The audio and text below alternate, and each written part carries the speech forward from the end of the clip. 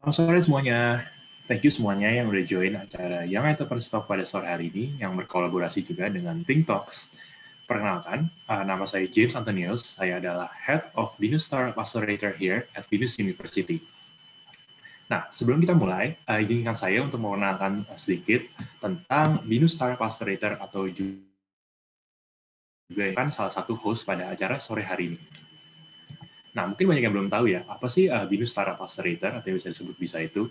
Jadi Binus Startup Accelerator atau BISA adalah kampus accelerator here at Bina Nusantara University.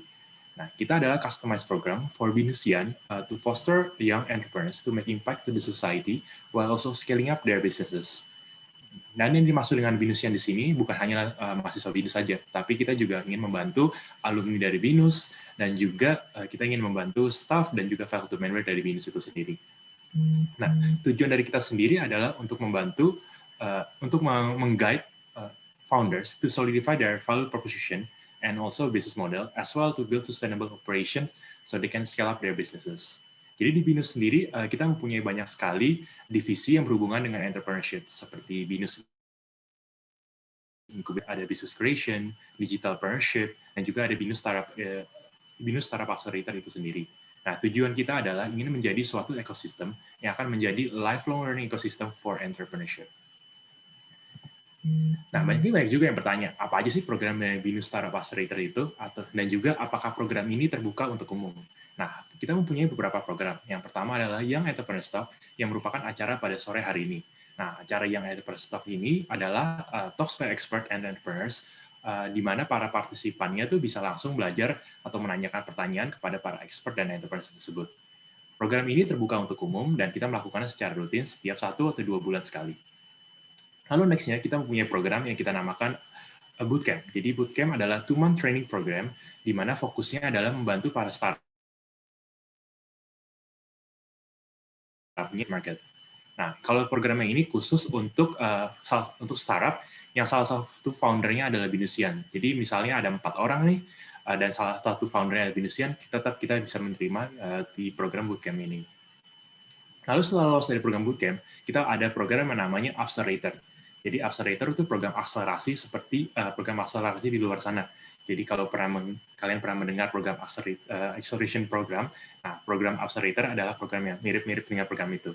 Di program Accelerator ini, kita membantu para startup-nya, kita memberikan mentoring, kita memberikan pre-seed funding, lalu kita memberikan workshop, dan all the helps that necessary untuk membantu para startup ini scaling up their businesses.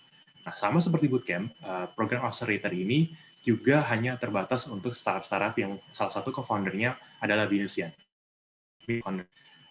Lalu yang terakhir, kita mempunyai program namanya Binus Virtual Pitch Up. Jadi ini similar atau sama seperti demo day di program-program Accelerator di luar sana. Di dalam Binus Virtual Pitch Up ini, kita akan melakukan business review, lalu para startup kita juga dapat melakukan product showcase, lalu mereka dapat bertemu dengan para investor and expert untuk melakukan networking, atau mungkin juga untuk mendapatkan investment itu sendiri. Nah, untuk peserta dari Binus Virtual Pitch Up ini terbatas hanya untuk para startup yang join di program-program di dalam Binus itu sendiri, termasuk incubator, termasuk Cider, dan juga Binus Startup Accelerator. Jadi program dari Binus Startup Accelerator itu sudah berjalan beberapa batch sebelumnya, dan ini adalah beberapa program yang kita lakukan sebelum-sebelumnya, yaitu Accelerator, lalu kita juga ada YT yang kita beberapa kali bekerja sama dengan partner kita, seperti yang ini adalah kita bekerja sama dengan Startup Kongko, dan pada sore hari ini kita bekerja sama dengan Think atau Think Talks. Nah, Binus Startup Accelerator sendiri juga sudah berjalan dari tahun 2014, dan kita sudah menjalankan beberapa batch, dan walaupun sudah lulus dari program Binus Startup Accelerator sendiri, kita tidak langsung meninggalkan begitu saja. Jadi kita tetap akan membantu untuk memonitoring para startup tersebut. Jadi jika para startup atau kalian misalnya join program kita dan kalian sudah lulus, lalu tiba-tiba kalian membutuhkan bantuan atau membutuhkan network dari kita, you guys always welcome to come back to us and to reach out, and we will help you guys like as much as we can.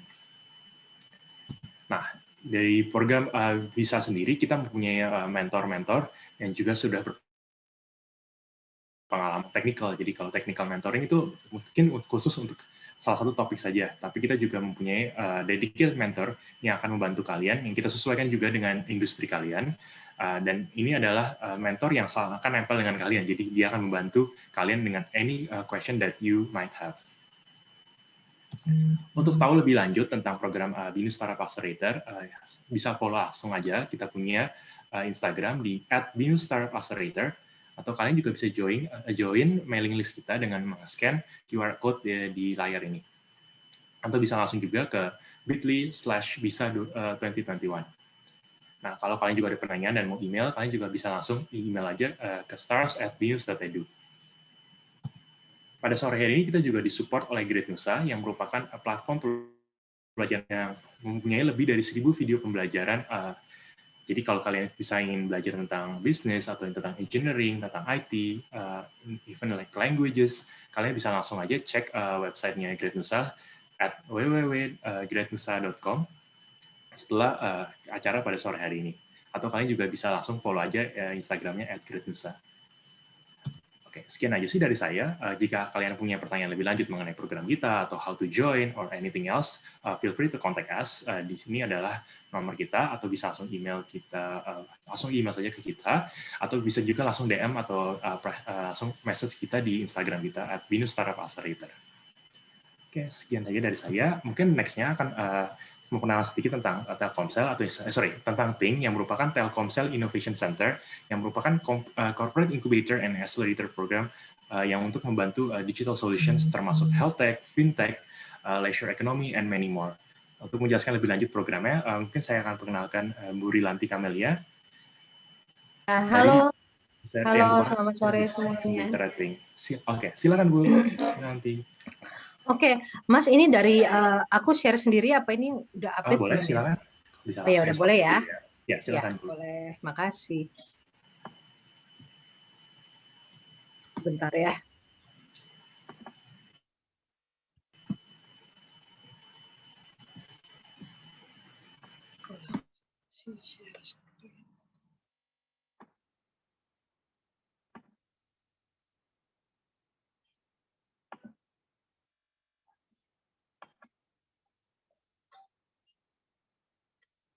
Oke, sebentar.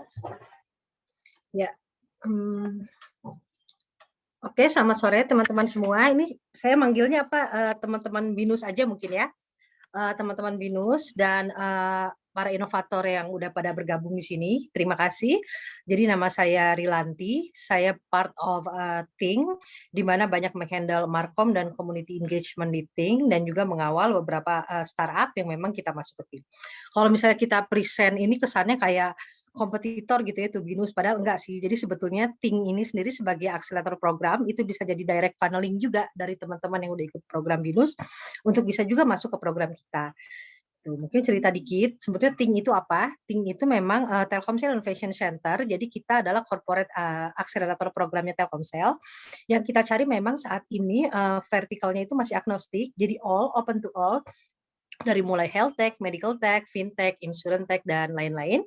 Dan setelah itu, TING itu gather dan accommodate innovation dengan berkolaborasi dengan Telkomsel tentunya, yang pada akhirnya nanti akan terjadi komersialisasi partnership dengan Telkomsel, baik untuk market B2B dan B2C. Jadi kalau nanya siapa aja sih yang bisa join di TING, jadi seperti yang saya bilang tadi ya, sebetulnya kita cari sektornya agnostik, any kind of digital solution most welcome untuk bergabung di TING. Dan untuk staging startupnya sendiri, kita mulai dari pre-seed dan seed, bisa masuk dari tahap incubation, dimulai dari early stage, dan kita cari memang MVP ready untuk startupnya yang gabung di incubation, dan juga bisa langsung masuk ke acceleration. Nah, untuk acceleration ini biasanya memang mereka udah ada MVP, udah diuji ke small size market, dan kita ready untuk piloting dan akselerasi bersama dengan tim. Oke, next. Innovation journey di TING itu ada apa? Seperti yang tadi saya mention ya, ada incubation dan acceleration. Incubation sendiri itu akan ada 6 bulan tahap incubation, dimulai dari prototyping dan POC, dan lanjut setelah itu ada acceleration, bisa 3-6 bulan dari piloting dan komersial. Jadi tiap stages ini akan ada matrix yang kita sepakati bersama tuh, biasanya dengan startup, dan kalau misalnya memang tercapai matrix-matrix yang mereka state, yang kita sepakati itu, maka akan bisa maju ke tahap selanjutnya. Oke, apa sih sebetulnya yang membuat kita beda ya, Think itu. Jadi di sebelah kiri ini kan ada beberapa value yang memang standar dan umum, dan ada yang memang menjadi nilai plus lah kita anggap sebagai diferensiasi program Think.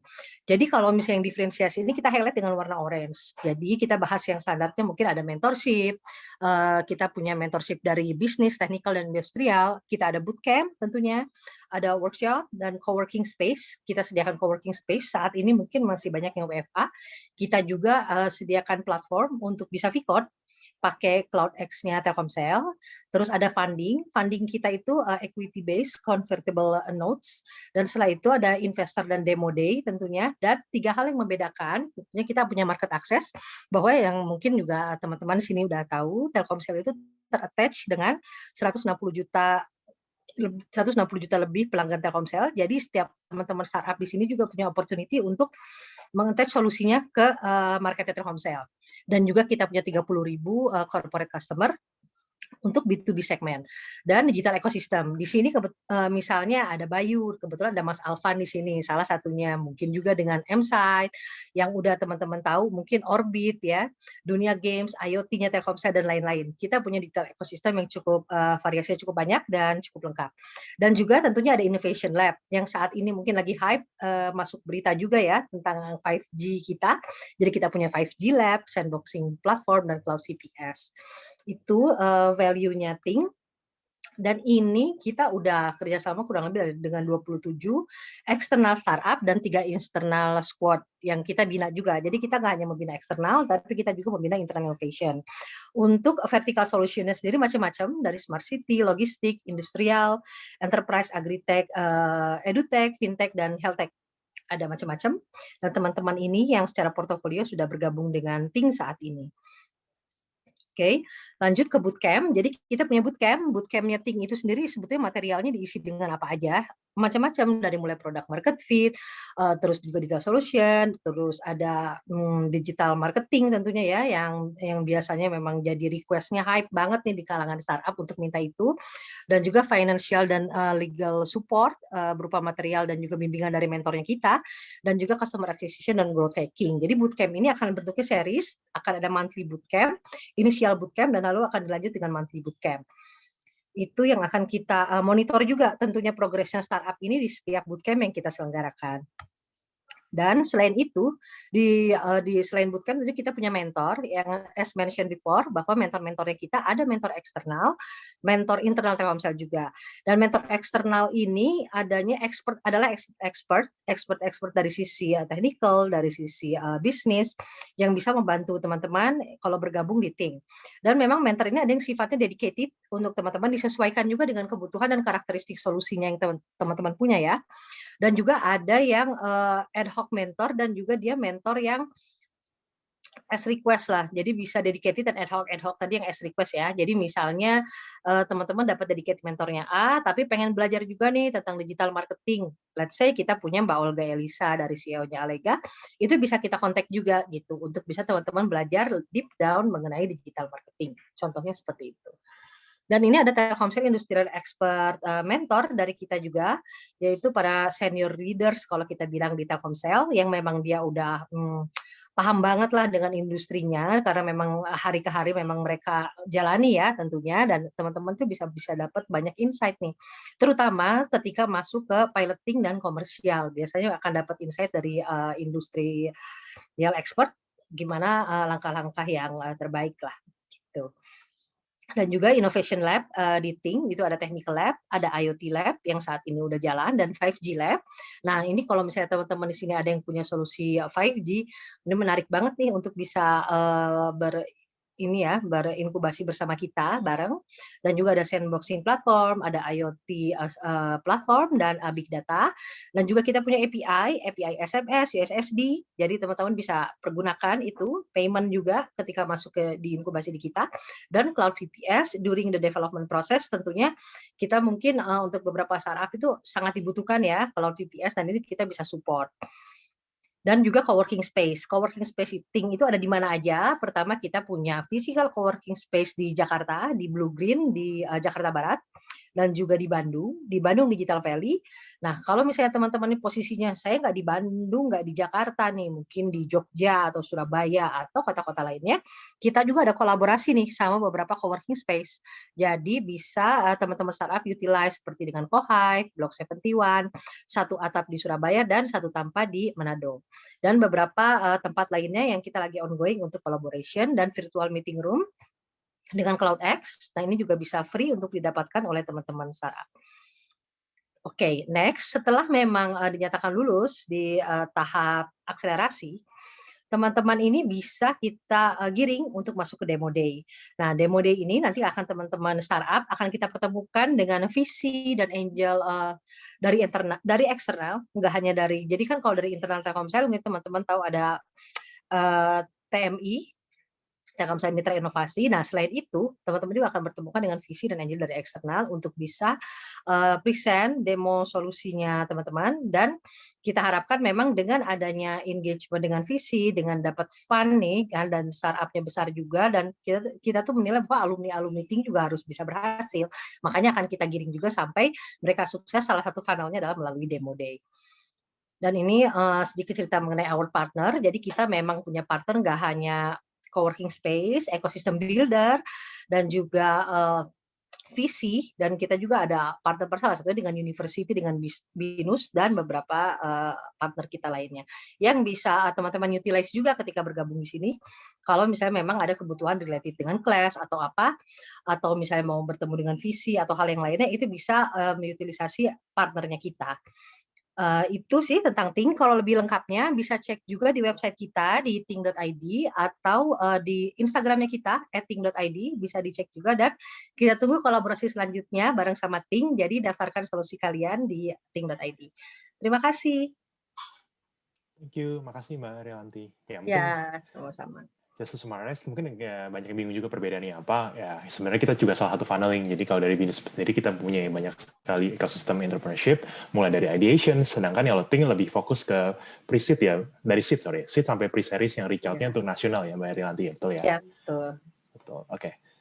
Oke, tanpa berlama-lama lagi, mungkin saya akan memperkenalkan Bu Marisa Carson yang merupakan moderator pada sore hari ini. Silakan Bu Marisa. Oke, terima kasih Mas Jem, Mbak Rilanti, Mas Jem dari BINUS Startup Accelerator atau BISA ya, dan juga Mbak Rilanti dari Ting. Wah, tadi menarik sekali ya pemaparannya ya.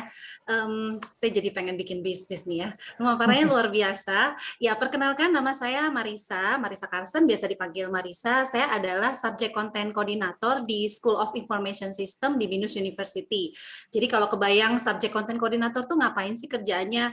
Itu kita lebih ke pembuatan materi kuliah, dan juga kita terlibat sempat terlibat sama Great Nusa dan juga BINUS Create juga untuk beberapa proyek ke perusahaan, terutama yang berkaitan dengan training user experience. Jadi kayak masih ngeling nih topiknya gitu ya.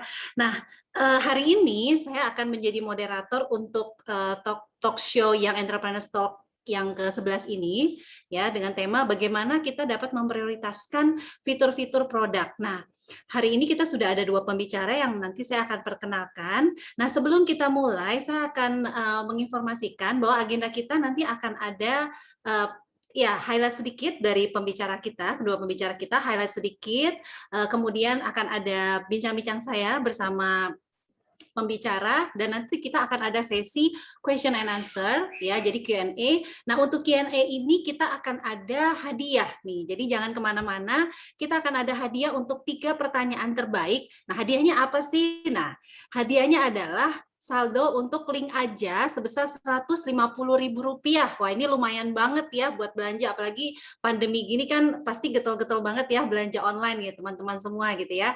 Nah, ya, teman-teman, terima kasih atas kehadirannya untuk hari ini, dan juga selama sesi talk show berlangsung, selama ada highlight pembicara atau saya berbincang, nah kalau teman-teman ada mungkin terbersit mau bertanya sesuatu gitu ya tentang produk feature, tentang user experience, boleh aja langsung diketik di chat room-nya di Zoom. Nanti kita akan bahas di question and answer, dan juga nanti di question and answer saya akan mempersilakan apabila ada yang mau raise hand juga boleh langsung ditanyakan ke pembicara kita hari ini. Oke, kemudian ada juga nanti feedback form, nanti akan ada feedback sorry, akan ada feedback form yang akan dibagikan di tengah-tengah acara, dan bagi binusian yang mengisi feedback form, nah ini yang ditunggu-tunggu juga nih, ada SAT point ya. Jadi SAT point itu adalah poin untuk binusian yang mengikuti kegiatan di BINUS, dan ini merupakan salah satu syarat kelulusan di BINUS University. Nah, jadi ini penting banget kan buat binusian yang lagi pengen menambah poin SAT-nya, jangan lupa isi feedback form-nya. Dan juga feedback ini kan sangat-sangat berguna untuk penyelenggaraan talk show atau webinar berikutnya ya. Oke, tanpa berlama-lama saya akan memperkenalkan pembicara kita pada hari ini. Mungkin tadi ada yang sudah melihat yang di on kamera gitu ya. Kita ada Mas Alvan Alfian. Mas Alvan Alfian ini adalah product lead dari PT Bayu Indonesia. Selamat sore Mas Alvan. Halo sore Mbak Marisa. Iya, terima kasih Mas Alvan. Dan juga kita ada pembicara kedua, kita ada Mbak Visi Dikara. Beliau ini adalah Senior UX Designer di Unicorn Company, yaitu Tokopedia. Ya, selamat sore Mbak Visi. Sore juga Mbak Marisa. Iya, jadi kedua pembicara ini akan menemani saya sore hari ini. Dan saya akan menginformasikan lebih detail tentang profil dari Mas Alvan. Mas Alvan adalah praktisi yang sudah lebih dari 8 tahun berkecimpung di bidang product development. Khususnya beliau ini berpengalaman membentuk bisnis dan produk di industri telekomunikasi. Nah, beberapa pengalaman beliau adalah sebagai product lead di Bayu Indonesia dan juga ex-product owner di Bayu Indonesia. Sebelumnya juga merupakan business manager to director planning and transformation at Telkomsel, dan juga ex-business and technical analyst, big data, and API business at Telkomsel. Dan Mas Alvan Alfian memiliki background pendidikan sebagai Master of Business Administration atau MBA di Finance Concentration, William & Mary Raymond Emerson School of Business, dan juga Bachelor of Engineering di Electrical Engineering Institut Teknologi Bandung atau yang biasa dikenal dengan ITB. Ya, ini adalah profil dari Mas Alvan. Kemudian yang kedua kita ada Mbak Visi. Mbak Visi ini adalah UX designer dengan pengalaman lebih dari 5 tahun di industri kreatif, mulai dari agensi periklanan multinasional hingga studio digital dengan klien internasional, lembaga pemerintah hingga organisasi PBB. Wow, ya. Saat ini Mbak Visi bekerja di Tokopedia, sebuah unicorn asal Indonesia. Mbak Visi memiliki pengalaman sebagai senior UX designer di Tokopedia, ex-interaction designer at Post Lab Jakarta, ex-digital art director at Begin Digital Indonesia, dan juga Mbak Visi ini memiliki pendidikan di Bachelor of Art atau BA, Interactive Media Design, First Class Honors, Northumbria University, and BTAC, the Higher National Diploma of Graphic Design, Multimedia Distinction, UIC Design College. Ya, jadi marilah kita bersama-sama menyambut kedua pembicara dengan virtual applause dari teman-teman sekalian karena kita di Zoom. Nah, dari saya applause langsung ya. Selamat datang untuk Pak Mas Alvan dan juga Mbak Visi. Oke, terima kasih. Dan sekarang saatnya kita mendengarkan sedikit highlight dari Mas Alvan mengenai materinya tentang bagaimana sih yang harus dilakukan untuk prioritas produk dan juga do and dance-nya seperti apa. Silakan Mas Alvan. Oke, thank you Mbak Marisa. Saya izinin ya share screen ya. Boleh, silakan.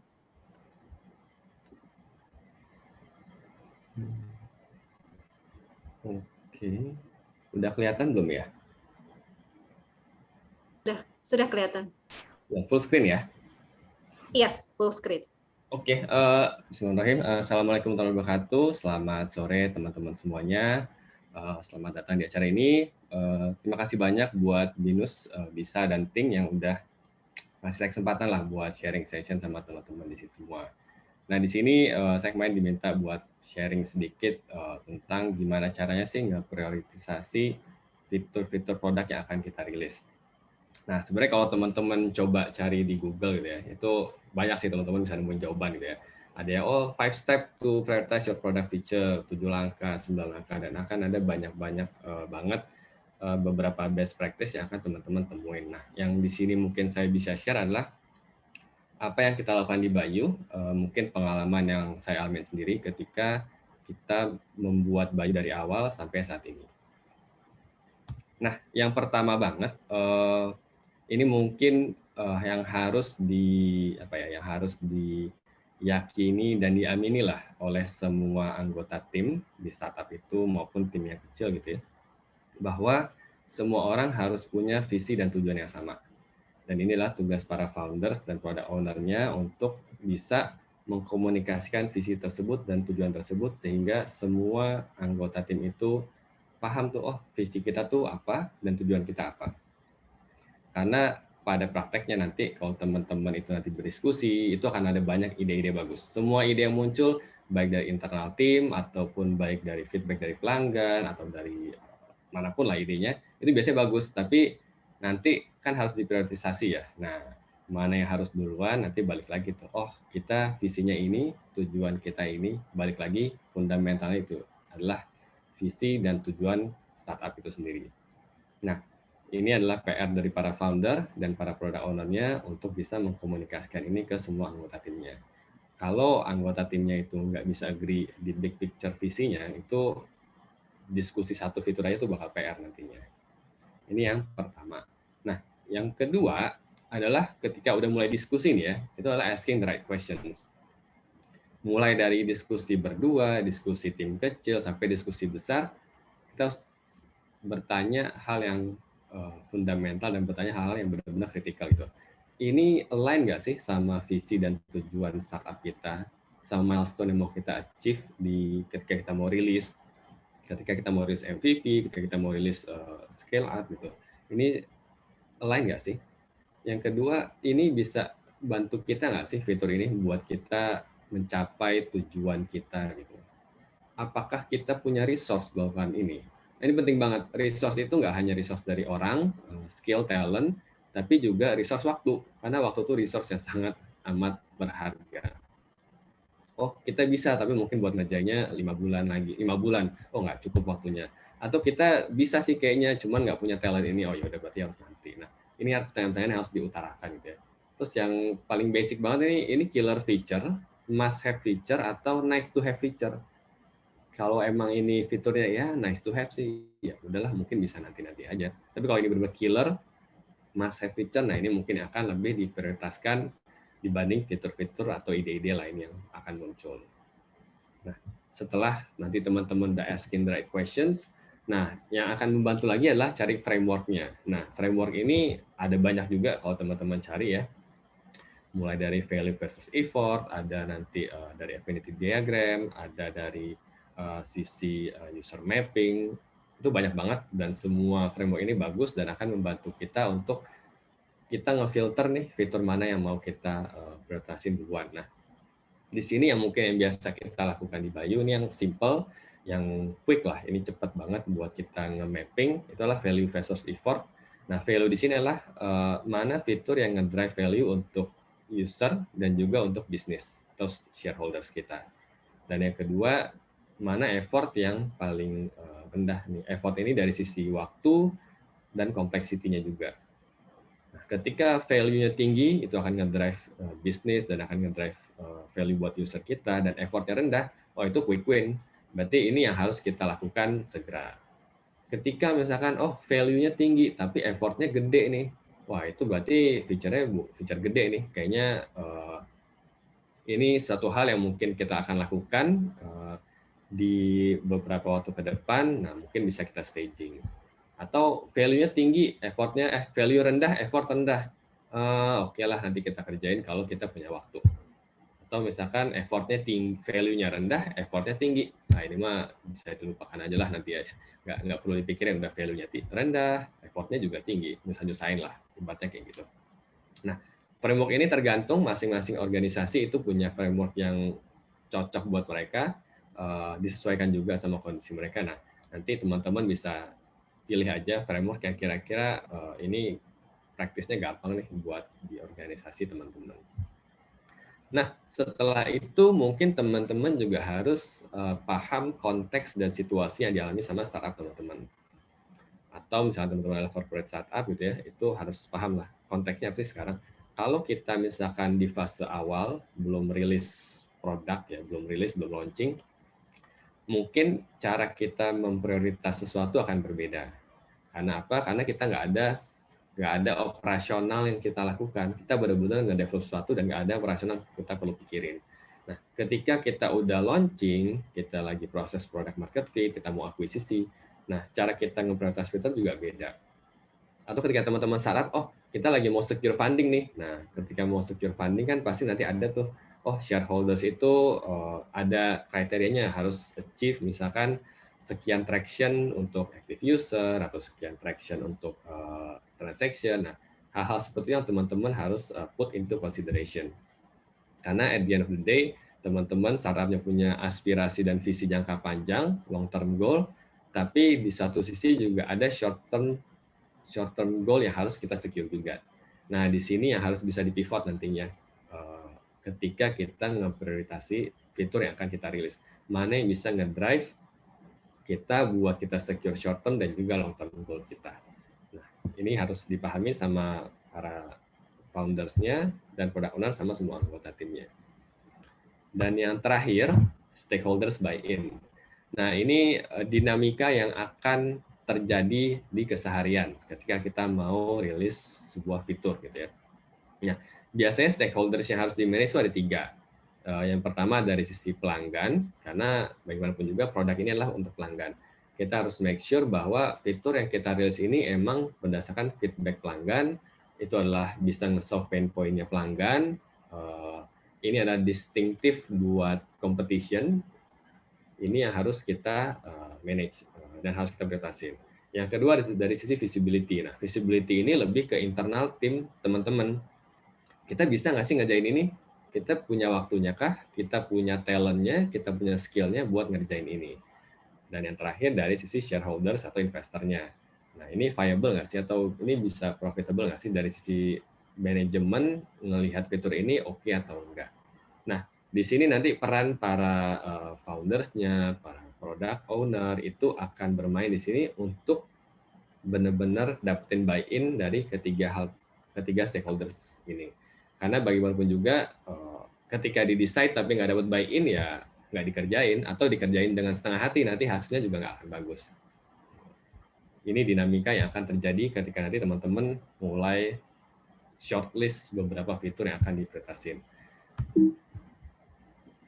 Ya, jadi recap lagi dikit, ada 5 langkah, 5 tahapan. Yang pertama, pastiin visinya udah diyakini dan diamini oleh semua anggota tim, tujuannya juga udah jelas, baik semua anggota tim tahu tujuan startupnya apa, asking the right question in every step of the process, baik di diskusi berdua, bertiga, tim kecil atau tim besar, cari framework yang bisa dimengerti oleh semua orang dan itu jadi best practice, understand konteks situasi startupnya, apakah belum launching, sudah launching, fase akuisisi, atau fase masih konsep, cek di situ, dan yang terakhir dapetin buy-in dari semua stakeholders supaya nanti ke depannya jalannya juga enak.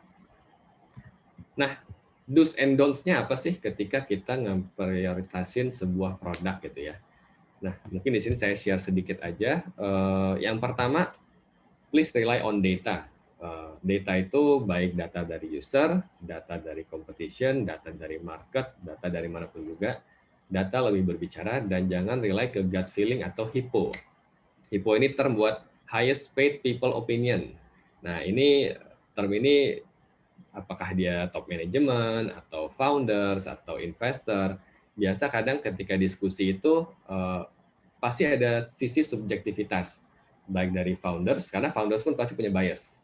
Founders itu punya bias dan punya juga kadang punya blind spotnya juga.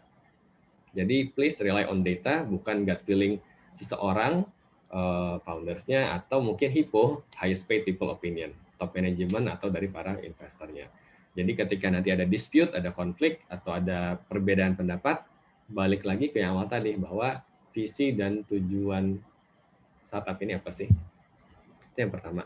Yang kedua, lakukan iterasi. Biasakan kalau teman-teman mau bikin fitur yang gede gitu ya, dibikin iterasi. Jadi fitur-fitur itu dipecah-pecah. Oh ini MVP-nya, ini drop 1, ini drop 2 atau drop 3. Ini bisa kita lakukan di Bayu. Jadi ketika kita bikin fitur yang gede, kita udah research, pelanggan responnya juga bagus, tapi kita akan staging juga pas kita mau rilisnya. Jadi kita tes dulu MVP versionnya, valuable product yang kita rilis ini oke nggak direspon. Kalau oke, kita lanjutin lagi, increase lagi ke drop 2-nya yang fiturnya akan lebih tinggi. Jadi jangan langsung big bets karena nanti ini risk dan cost-nya juga akan lebih tinggi buat teman-teman. Dan yang ketiga adalah ketika sudah berjalan, itu akan banyak dinamika, banyak perubahan, baik perubahan itu dari internal maupun eksternal faktor. Nah, be flexible on the execution. Jadi kita fokus dengan goals-nya, tapi dengan eksekusinya itu kita bisa lebih fleksibel karena banyak jalan menuju Roma. Jadi jangan terlalu stick, oh kita udah plan kayak gini di awal, jadi stick ke plan-nya. Padahal sebenarnya dinamika industrinya berubah, dinamika teknologinya berubah. Nah, kita harus bisa adapt dan juga bisa fleksibel. Jadi fokus ke long term goal-nya, ke visinya, tapi di eksekusinya itu bisa lebih fleksibel, gimana kita bisa navigate supaya objektifnya itu bisa tetap tercapai. Nah, kira-kira mungkin itu dari saya, gimana cara nge-prioritize product feature sama sedikit do and don'ts-nya. Nanti mungkin kalau teman-teman ada yang ingin tanyakan, nanti bisa disampaikan di sesi Q&A. Mungkin itu dari saya, balik lagi ke Mbak Marisa. Oke, terima kasih Mas Alvan. Wah, menarik sekali ya tadi pemaparannya. Kita jadi dapat gambaran mengenai bagaimana sih yang kita harus lakukan untuk memprioritaskan fitur produk. Nah, paling saya sedikit berbincang nih dengan Mas Alvan ya. Biasanya kalau untuk mengembangkan, tadi kan ada beberapa framework nih ya. Nah, framework apa sih yang sering digunakan dan apa alasannya gitu? Mungkin lebih enak frameworknya atau gimana Mas Alvan? Kalau kita sih kalau tadi pakai yang value versus effort tadi ya Mbak ya. Karena itu mungkin paling mudah dipahami oleh semua orang dan paling cepat sih buat nge-mappinginnya. Gitu. Sebenarnya beberapa framework lain tuh ada kayak frameworknya RISE atau framework yang lain. Cuman semua bagus, tapi at the end of the day ya mana yang paling cocok dan mana yang paling dipahami oleh semua anggota tim. Ketika itu cocok dan bisa berjalan ya kita pakai itu aja. Itu sih. Oh, oke. Ya, jadi tadi juga disebutkan tentang do and dance-nya ya. Nah, mungkin dalam prakteknya gitu ya, kadang-kadang kan kita agak sulit ya untuk, oh kita sudah planning kayak gini, nah waktunya tinggal sedikit nih, misalnya kayak pengembangan produknya mungkin ada 6 bulan ya, nah di bulan-bulan kelima itu ada perubahan nih, nah itu agak gimana nih based on pengalaman Mas Alvan sendiri, pernah nggak ngalamin hal-hal kayak gitu? Itu sering sih Mbak. Kejadian kayak gitu. Jadi mungkin kita plan fitur ini rilis di 2 atau 3 bulan lagi, tapi tiba-tiba di bulan berikutnya, oh dinamikanya berubah nih, kompetisi berubah, ada short term goal yang harus kita achieve nih. Nah, akhirnya kita navigate di sana dan yang nanti dinamikanya adalah mengkomunikasikan dan dapetin buy-in dari teman-teman sih. Nah, disitulah bahwa komunikasi itu harus benar-benar jadi apa ya, sarana penting dan harus transparan juga sih. Kita harus ini loh, kita harus pivot ke fitur ini atau fitur ini harus kita pending dulu sementara karena kita harus prioritasin yang ini. Nah, ketika kita bisa menyampaikannya dengan baik dan teman-teman juga paham ya bahwa visinya ini, objektifnya ini, itu biasa kita akan lebih mudah sih buat jalan ke depannya. Dan karena mungkin dari sisi product development-nya kan agile ya, kita pakai sprint scrum. Jadi tiap 2 minggu itu kan kita ada deliverable. Nah, jadi ketika pun agak berubah itu juga cost-nya juga nggak terlalu besar sih. Jadi 2 minggu ya udah kita switch aja, kita berubah, ini kita taruh dulu di backlog. Itu sih Mbak. Karena tadi kuncinya fleksibel itu ya, karena nggak mungkin juga kita nggak berubah stick to the plan, padahal ternyata market berubah. Nanti kalau di launching udah terlanjur dengan seperti itu, tidak diterima market, rugi juga gitu ya di belakang, benar ya Mas Alvan ya? Iya, jadi effort harus dipertimbangkan. Wah menarik sekali nih, mungkin teman-teman kalau ada yang mau bertanya langsung aja ya, bisa diketik di Zoom chat room-nya. Nanti kita akan bahas setelah pemaparan dari pembicara kedua nantinya. Ya, jadi lalu saya juga mengingatkan kembali akan ada 3 hadiah nih, 3 hadiah. Ada yang pakai link aja, pasti banyak nih ya yang orang udah tahu lah tentang link aja. Nah, nanti akan dapat saldo Rp150.000 dari link aja. Nah, ini lumayan banget buat dipakai belanja online, apalagi zaman era pandemi seperti ini kan orang semuanya ikut belanja online. Nah, jadi ayo pertanyaan apa saja nih, mumpung ada pakar-pakarnya di sini, apalagi yang lagi bangun bisnis startup, mungkin pengen tahu tantangannya seperti apa, nah bagaimana cara mengatasinya selama ini yang kalian alami seperti apa, nah bisa langsung di-share di sini. Oke, terima kasih Mas Alvan atas pemaparannya.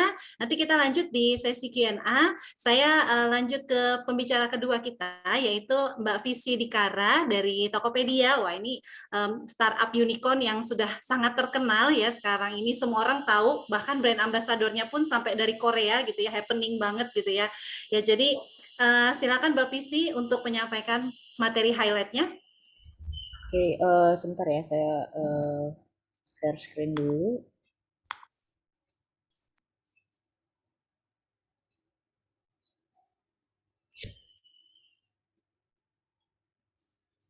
Oke.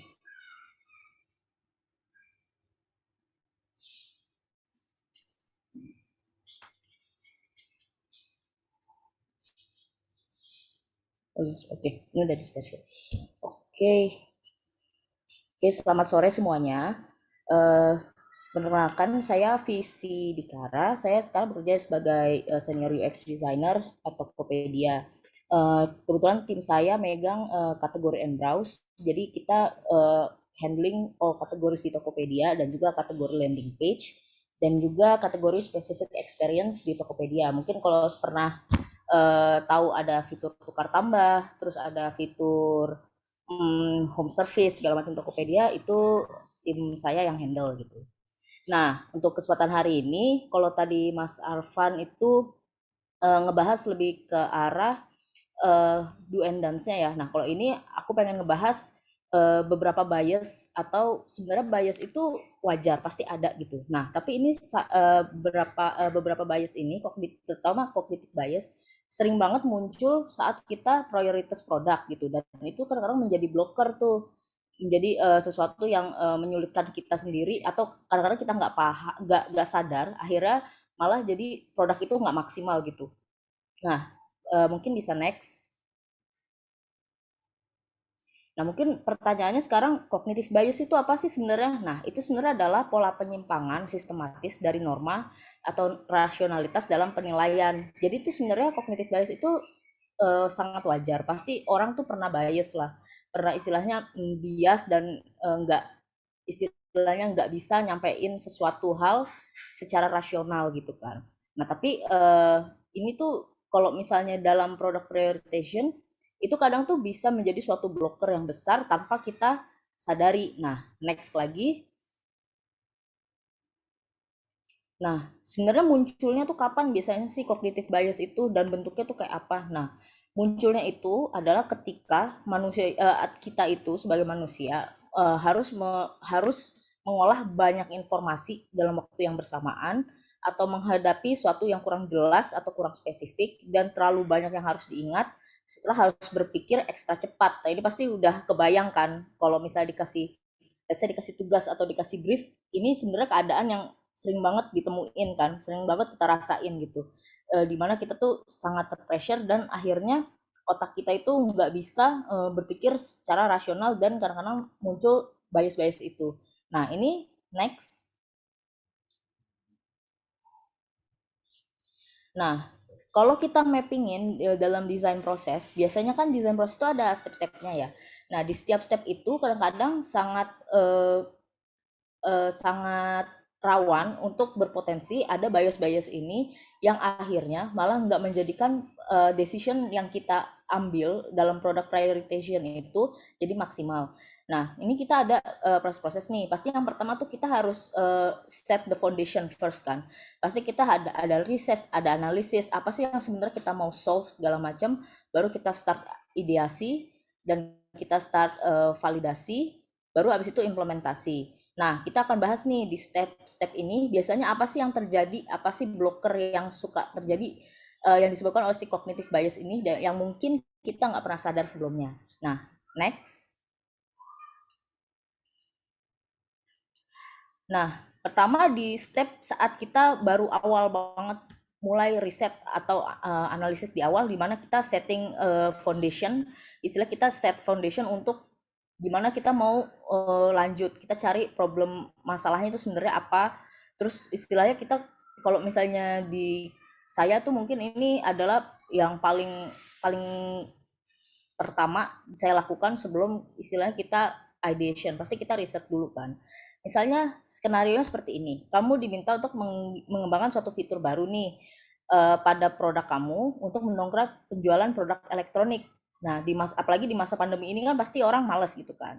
Nah, di masa pandemi ini kamu tahu nih ada beberapa pilihan fitur-fitur yang mungkin kamu udah omongin sama tim kamu. Nah, kamu situ sudah ada istilahnya hipotesis atau bias sendiri bahwa fitur tersebut akan populer tanpa kamu mungkin start research dulu. Nah, akhirnya setelah kamu melakukan research, ternyata riset kamu berkata sebaliknya, oh pasti drop banget dong. Dan ini sering banget kejadian gitu. Jadi kita sudah ada mindset duluan, di mana di sini kita bisa nyatakan ini tuh kecenderungan yang confirmation bias ini. Istilahnya, kita juga punya kecenderungan untuk mencari bukti-bukti yang mendukung pendapat dan kepercayaan kita. Ini sering banget terjadi, terutama saat kita mau prioritas produk gitu kan. Kita udah menebak sendiri nih solusinya apa sebelum sebenarnya kita start. Nah, yang kedua itu yang sering muncul itu adalah mere exposure effect atau kita biasanya hanya mengembangkan preferensi yang kira-kira kita terbiasa gitu. Jadi misalnya dengan kayak gini, kita disuruh harus cari solusi gimana caranya mendongkrak penjualan produk elektronik. Kita pasti langsung mikir hal-hal yang memang kita udah biasa dengar gitu. Jadi kita nggak berani keluar dari zona itu, zona nyaman dan zona yang kira-kira kita udah tahu gitu. Paling kalau elektronik paling promo atau diskon. Padahal mungkin banyak hal yang lebih dari itu. Nah, gimana sih cara menghindari di early stage ini biar kita tuh nggak banyak bias dan kita nggak ngambil keputusan yang gegabah istilahnya. Yang pertama itu explore lebih banyak, dalam artian dalam early stage kita ini untuk memprioritaskan feature, apalagi ini kan foundation ya bisa dibilang, itu jangan takut untuk explore lebih banyak, dalam artian cari opsi lebih banyak, berbicara dengan orang lebih banyak, dan juga jangan takut salah, dalam artian jangan terlalu berpegangan kepada satu atau dua prinsip atau satu atau dua foundation yang misalnya di set sama product manager kalian atau misalnya manajemen gitu kan. Jangan pernah takut untuk melawan itu dan jangan pernah takut untuk kayaknya salah nih soalnya ini kayaknya di pasaran nggak kayak gitu. Nah, jangan set the bar kayak gitu dulu. Kalian harus berani all out dulu dan terbuka dengan hal-hal yang baru gitu. Nah, terus kita bisa next. Nah, nextnya itu adalah tahap ideasi. Nah, di sini itu mulai nih, kalian udah mungkin tadi kalian udah mulai istilahnya, oh ternyata nggak segampang yang kami kira ya. Ternyata yang kita pikir itu bagus untuk target market, setelah interview, setelah competitive analysis segala macam nggak works atau misalnya kurang works dan kalian ternyata udah tahu nih arahnya mau dibawa kemana. Kita mulai start nih ideasi gitu. Nah, saat ideasi ini udah mulai nih, kamu harus memprioritaskan mana yang harus kamu eksekusi, harus kamu utamakan, mana yang kira-kira nggak usah gitu kan. Nah, di sini biasanya bias yang keluar itu adalah kalian merasa adanya availability heuristik ini. Jadi di sini adalah kalian sangat kita secara nggak langsung sangat dibatasin sama mental kita sendiri bahwa yang ada itu hanya itu aja gitu. Jadi contoh kayak gini, misalnya sebenarnya dalam jual elektronik dalam membeli elektronik itu orang tahu cuman sale, cuman misalnya sesuatu yang kelihatannya wah gampang ya udah tinggal promo aja karena kita taunya informasi yang kita tahu itu hanya itu aja gitu. Orang memarketkan produk elektronik tuh kayak gimana kita nggak tahu dan kita istilah nggak peduli karena mungkin satu nggak research jadi nggak available informasi itu buat kita gitu. Nah ini nyambung lagi sama yang tadi ya, makanya harus berani untuk all out kayak gitu pas di step pertama tadi. Yang kedua ini saat ideasi ini kadang-kadang muncul nih yaitu bizarreness effect di mana kita ada tendensi untuk memilih sesuatu yang nggak biasa. Nah kok ini berlawanan ya sama tadi yang pertama kayaknya jangan takut all out, tapi kalau yang di sini malah harus hati-hati nih sama tendensi ini. Betul, karena kadang-kadang kita suka ngambil keputusan ekstrim untuk mengambil sesuatu yang kedengerannya nggak biasa gitu. Nah, kalau misalnya kita nggak ideasi bareng-bareng, atau apa, nanti ke depannya bisa jadi ini jadi suatu blocker gitu kan. Jadi sebelum fitur itu jalan, kita harus pastikan satu, kolaborasilah dengan stakeholders lain dalam proses ideasi. Nah, ini sering banget, contoh pengalaman saya di Tokopedia, saya kadang-kadang sering nih kejeblos di yang business effect ini. Kadang-kadang saya suka cari solusi yang kira-kira ekstrim dan mungkin solusi itu akan efektif atau apa, tapi saya nggak memedulikan istilahnya stakeholders lain atau bahkan teammates lain gitu kan. Nah, itu kita perlu terus masukan dari orang lain, bagaimana dengan ide ini gitu. Misalnya dengan contoh dengan tech atau dengan product managers gitu. Kalau saya sebagai designers, saya selalu mengikutkan mereka dalam proses ideasi untuk menghindari ini. Jadi jangan sampai karena bias saya sebagai UX designer, saya hanya ngelihat dari expertise saya sendiri, akhirnya orang lain menjadi di nomor dua kan gitu kan. Padahal mereka harusnya dilibatkan dari sejak pertama. Jadi nantinya kedepannya fiturnya nggak akan ada blocker-blocker yang harusnya bisa di-solve di awal. Dan yang kedua, saat ideasi itu sebenarnya jangan mengulur waktu. Nah, ini mungkin agak-agak bingung kali ya. Biasanya kalau misalnya ideasi itu take your time gitu kan. Yes, take your time. Tapi kalau menurut saya, ini pengalaman saya sendiri, saat ideasi jangan ngulur waktu terlalu lama. Kenapa? Karena semakin lama, semakin kalian banyak bias sebenarnya gitu. Jadi semakin lama akan banyak decision dari luar yang akan mempengaruhi kalian dan akhirnya malah jadi berantakan. Jadi take actionnya harus cepat, tapi juga harus sharp gitu. Jadi take your time, tapi juga jangan terlalu mengulur waktu dalam proses ideasi gitu. Nah, nextnya.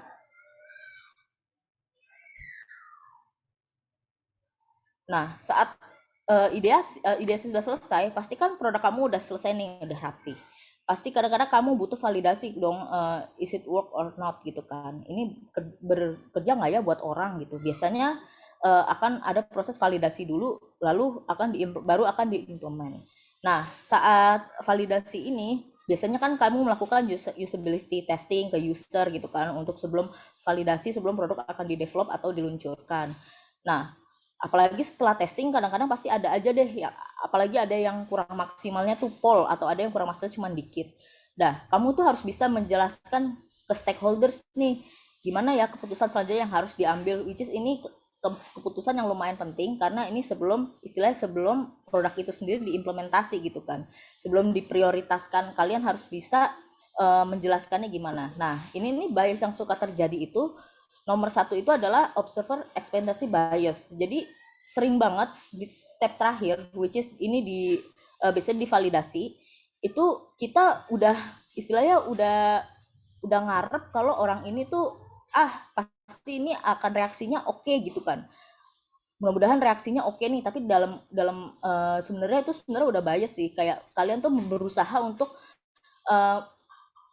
istilahnya untuk mempengaruhi orang tersebut untuk setuju dengan percobaan kamu atau testing kamu. Nah, ini juga kadang-kadang berkembang sebagai sesuatu yang subjektif. Ini ada juga bias yang kadang-kadang subjektif. Ini pernah muncul contohnya waktu saya studi lapangan untuk si PBB. Nah, ini saya baru ngerasain nih, oke, ini saya nggak mendesain untuk produk, tapi saya mendesain untuk solusi publik, dalam artian waktu itu untuk biasanya endingnya itu menjadi kebijakan gitu kan, kebijakan yang kita bantu untuk push ke pemerintah. Nah, di situ pernah ada tuh, saya pernah bias karena saya punya prinsip sendiri tentang waktu itu tentang safety, woman safety kan at night. Nah, saya itu punya prinsip, saya dan teman-teman punya prinsip sendiri tentang tentang woman empowerment gitu kan. Nah, suatu hari orang yang saya testing itu against that gitu, orang yang against orang itu, akhirnya saya jadi punya bias kalau orang ini berarti orang ini istilahnya nggak sesuai, berarti yang kita ambil itu nggak sesuai nih sama orang-orang kayak gini, akhirnya jadi bias kan. Padahal mau dia orangnya punya pendapat kayak apapun, punya kepribadian apapun, sebenarnya dalam research kita UT atau kita user testing kah atau kita user interview, kita nggak boleh istilahnya subjektif gitu, kita harus selalu objektif. Nah, itu kadang-kadang sulit, karena saya akui itu kadang-kadang sulit karena kadang-kadang kita udah punya prejudice sendiri kepada partisipan kita. Nah, itu sangat wajar dan sangat umum terjadi. Nah, makanya itu kita harus sebisa mungkin di tahap ini kita sangat objektif gitu, bukan subjektif lagi. Walaupun kita di sini ngomongnya ke user ya atau ke stakeholders. Nah, yang kedua itu yang tadi ini masih nyambung yang pertama, yaitu si sunk cost fallacy ini, yaitu tendensi untuk meneruskan suatu hal karena merasa udah menginvestasikan uang, waktu maupun usaha gitu. Nah, ini yang kadang-kadang muncul di end stage. Kalau tadi di early stage itu lebih kayak takut-takut atau kayak banyak hipotesis. Nah, kalau di end stage ini karena kita merasa gue udah UT, gue udah iterasi banyak, gue udah istilahnya tektokan sama tim lain, sama tim tech, bahkan sama tim istilahnya sama manajemen atas. Tapi kok ternyata hasilnya nggak bagus ya gitu. Gue push aja deh istilahnya. Gue tetap push, udah terlanjur nih, udah sayang, effort gue udah banyak. Nah, itu sering banget terjadi juga karena kita ngerasa kayak aduh kalau diulang lagi kayaknya sayang ya, gimana ya gitu. Nah, itu kalau bisa dihilangkan. Jadi kita harus berani ngambil keputusan atau perubahan walaupun di saat-saat terakhir, selama itu benar-benar menjadikan produk itu lebih solid ke depannya sebelum tahap implementasi. Nah, yang kedua ini mungkin lebih berkaitan kepada gimana kita nge-approach stakeholders atas segala macam proses yang kita udah lakukan tadi di awal. Itu adalah satu hal itu adalah sampaikan hasil dengan transparan. Dalam artian semua proses kita kalau bisa didokumentasi dengan lengkap. Kalau saya di Tokopedia itu memang istilahnya dokumentasi itu istilahnya sesuatu yang wajib lah. Jadi itu kita menyampaikan hasil dengan transparan ke stakeholders, juga ke teammates yang lain. Jadi di akhir itu nggak ada yang ngerasa ada sesuatu yang nggak beres atau apa gitu. Semua tahu prosesnya. Jadi untuk produknya itu, produk yang kita prioritaskan itu, dan segala macam decision yang udah kita ambil tuh istilahnya nggak ada yang menyesal gitu, atau nggak ada yang ngerasa nyangkut atau apa. Nah, jadi next.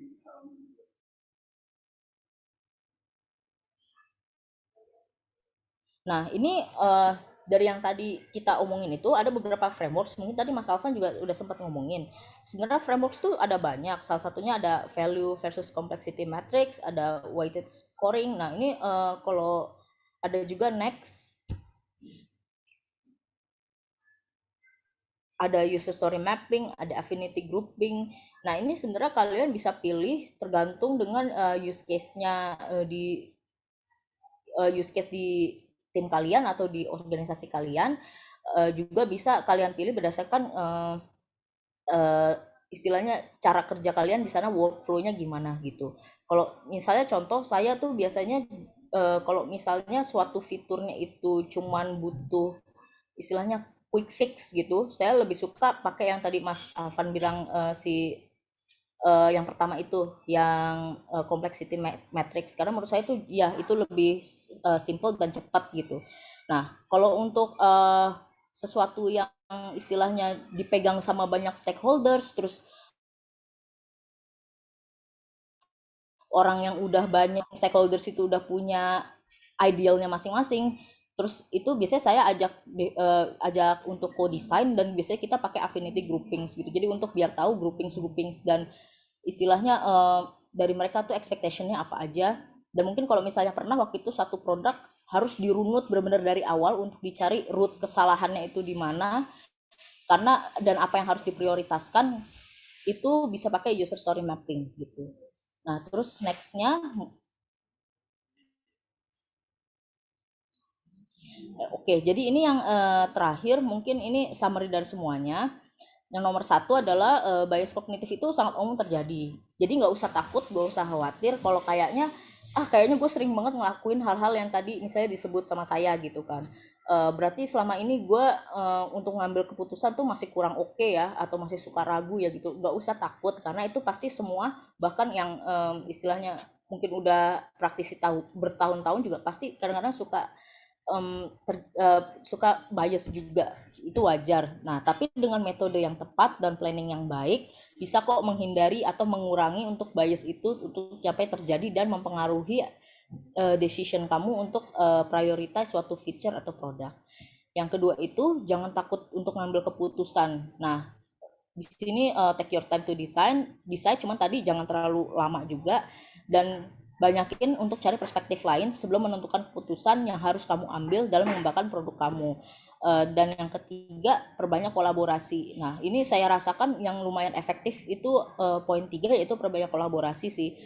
Karena kalau misalnya kalian nggak kolaborasi di awal, kalian istilahnya take decision sendiri-sendiri, nanti di ending tuh malah akan ngulang lagi. Kalau menurut saya lebih baik kolaborasi di awal, karena building a feature atau produk itu bukan one man show sih. Itu harus benar-benar balik-balik, libatkan lebih sering user, teammates, bahkan stakeholder dalam proses desain kamu gitu.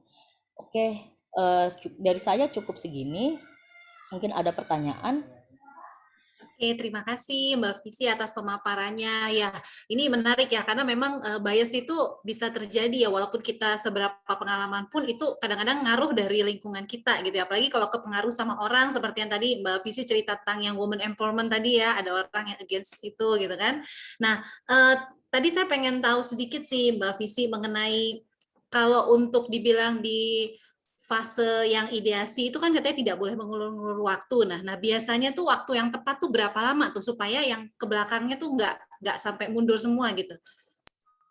Kalau saya tuh waktu yang tepat biasanya tergantung load kerjaannya juga gitu kan. Tapi kalau bisa kita ideasi tuh ambillah waktu sekitar ini tergantung load kerjaannya juga ya, maksudnya dalam artian kerjaannya apa itu besar yang harus iterasi banyak atau yang quick aja. Kalau misalnya kayak quick kerjaan quick ya, kerjaan yang cuman quick doang, menurutku jangan ngambil lebih dari kayak 2 hari gitu. Kalau bisa benar-benar ideasinya tuh cepat, tapi mungkin untuk take decision-nya juga nggak apa-apa, take your time, cuman maksudnya jangan sampai kayak seminggu didiemin, kayak dientar-entarin. Itu akan ngasih kesempatan untuk bias-bias lain untuk mempengaruhi, yang akhirnya decision kamu tuh nggak pure dari yang ideasi yang udah kamu lakukan gitu, yang riset sebelumnya kamu lakukan. Iya.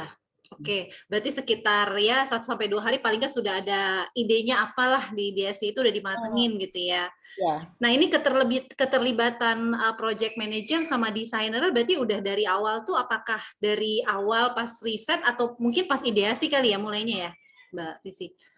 Ini sebenarnya preferensi dan tergantung organisasinya. Tapi kalau di Tokopedia kebetulan kita dapat freedom nih untuk istilahnya ngatur workflow kita tuh setiap tribe. Kalau di sana tim sebutnya tribe ya, itu seperti apa.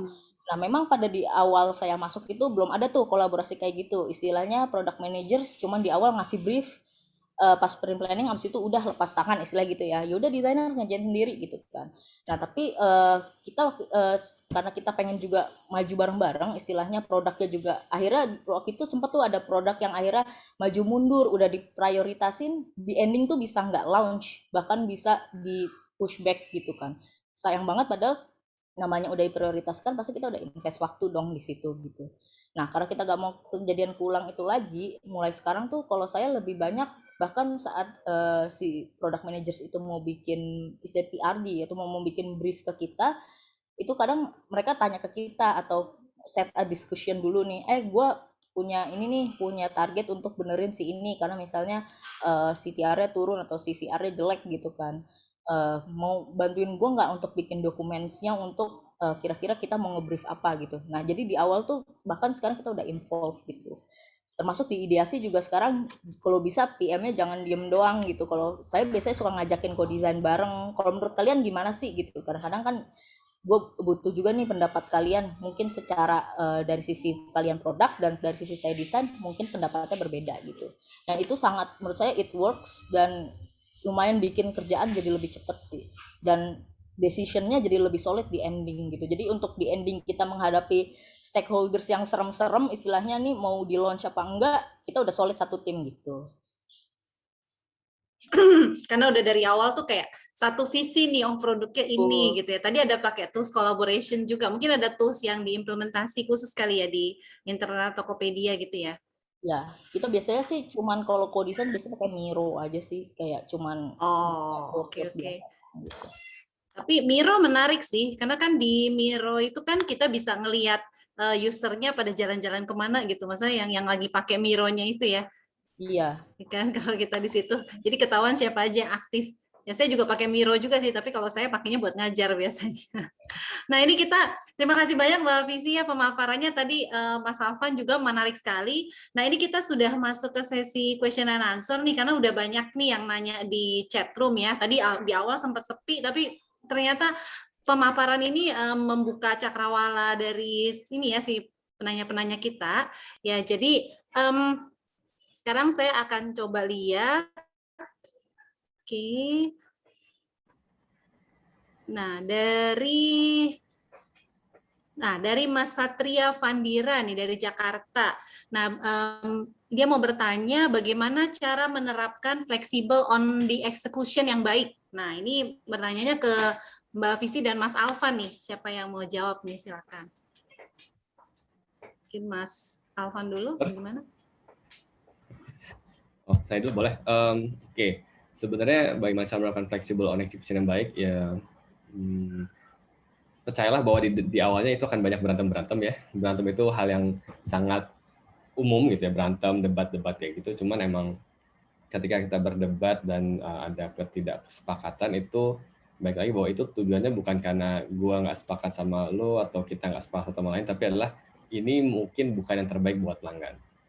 Nah, jadi mindset itu ditanamin dulu bahwa yang kita debatkan itu emang harus buat pelanggan. Nah, ketika udah satu sama dulu, visinya udah sama, tujuannya sama, dan ini buat kebaikan pelanggan ya, bukan karena pendapat lo lebih bagus daripada pendapat gua, enggak, tapi mungkin pendapat itu lebih bagus buat pelanggan.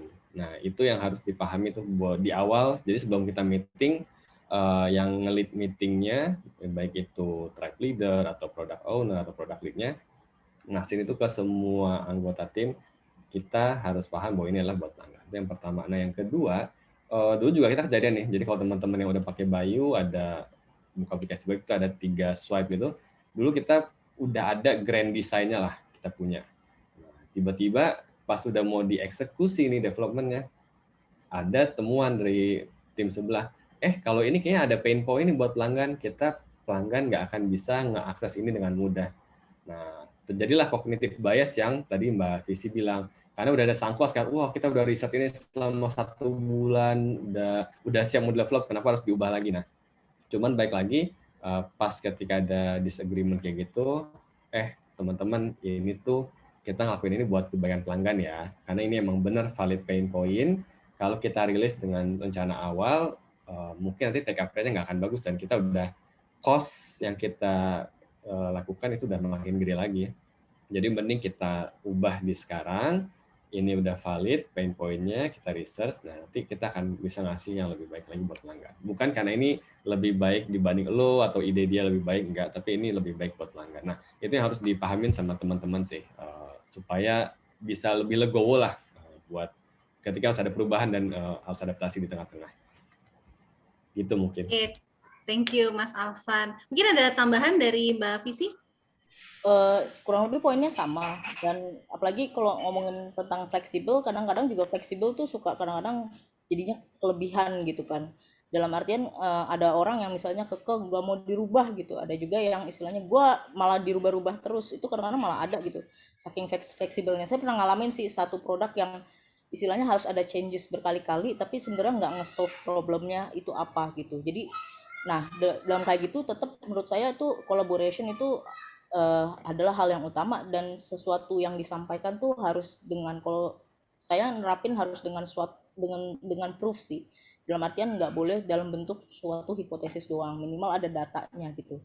Apalagi kalau kita ngomongin kita mendesain tuh untuk user gitu kan, jadinya ya palingan enggak kalau misalnya mau fleksibel diganti-ganti pun harus ada backgroundnya dulu nih, kenapa ini harus diganti. Jadi semua orang tuh belajar untuk memahami kenapa itu harus dirubah, harus dirombak gitu.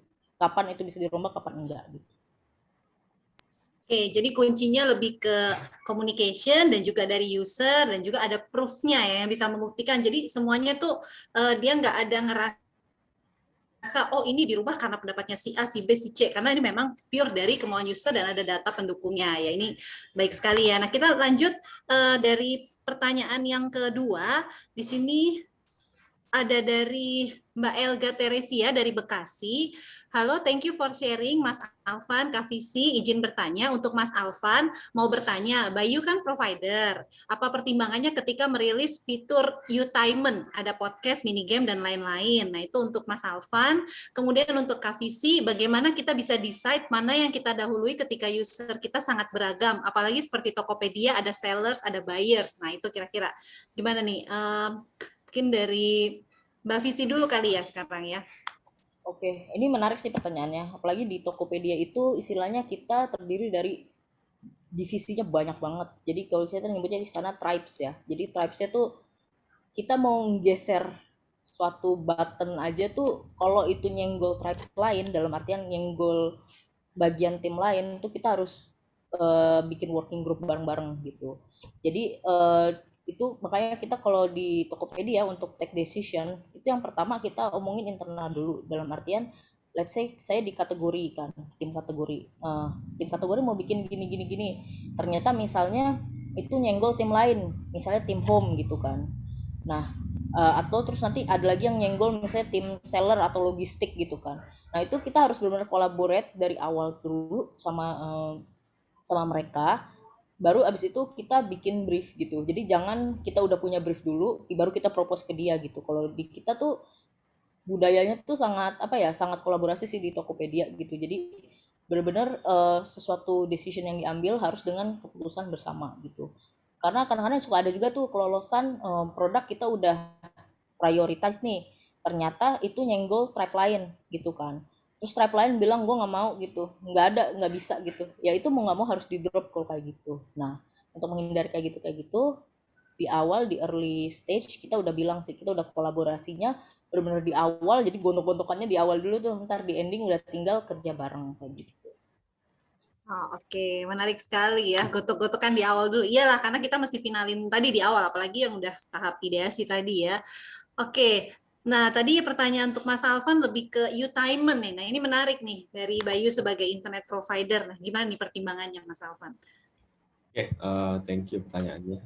Mungkin gini, jadi ketika Bayu itu pertama kali dibuat, itu sebenarnya dua. Yang pertama kita mau solve pain point user terhadap layanan telco di Indonesia.